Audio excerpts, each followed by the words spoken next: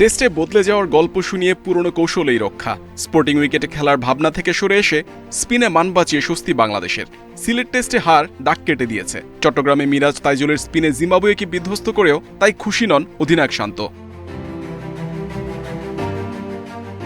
ভিন্ন কন্ডিশনে খেলতে গেলেই স্পষ্ট হয় দুর্বলতা। দল নির্বাচন কিংবা পরিকল্পনায় নতুনত্বের ঝুঁকি নেওয়া যায় না অদৃশ্য ভয়ে। সাবেক প্রধান নির্বাচক নান্নু অবশ্য হোম অ্যাডভান্টেজ নেওয়ার পক্ষে।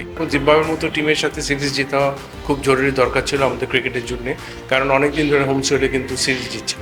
তো সেই হিসাবে চিন্তা করে কিন্তু প্ল্যান ওইভাবে যাওয়া উচিত ছিল। এবং ফার্স্ট টেস্ট ম্যাচে হারার পরে কিন্তু আমাদের একটা সংশয় জেগেছিল যে টিমটা কাম ব্যাক করতে পারে কিনা। টাইগারদের পরের টেস্ট মিশন শ্রীলঙ্কায়। সেখানে 2টি টেস্ট খেলবে বাংলাদেশ দল। জিম্বাবুয়ের বিপক্ষে চট্টগ্রামে ইনিংস ব্যবধানে জয়। সাদমানের পর মিরাজের সেঞ্চুরি 5 উইকেট উজ্জীবিত রাখতে পারে। অবশ্যই মিরাজকে যখন আমরা প্রথম পিক করে মাত্র আন্ডার-19 শেষ করেছিলাম, হাই স্ট্যান্ডার্ড অফ পারফরমেন্সে কিন্তু আছে।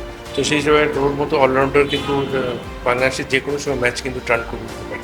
টেস্ট ক্রিকেটে বাংলাদেশকে শক্ত অবস্থানে নিতে ভূমিকা রাখবেন মিরাজ, বিশ্বাস তার। ওপেনিংয়ে বিজয়ের অন্তর্ভুক্তি ইতিবাচক।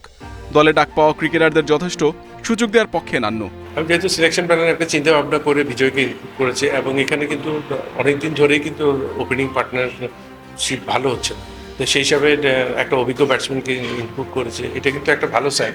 আপনি একটা ম্যাচ খেলার বা 2টা ম্যাচ ফেল করে গেলে আবার ড্রপ করে দিলেন, এভাবে চিন্তা ভাবনা যাতে না আসে। মিনিমাম একটা খেলোয়াড়ের স্ট্যান্ডার্ডটা দেখতে হলে আপনার 8 থেকে 10টা ইনিংস দেখতে হবে। 3 দিনেই চট্টগ্রাম টেস্ট জিতে পরদিনই ঢাকায় শান্ত জাকেররা। 5 মে থেকে পাকিস্তান সফরের জন্য ক্যাম্প শুরু টাইগারদের।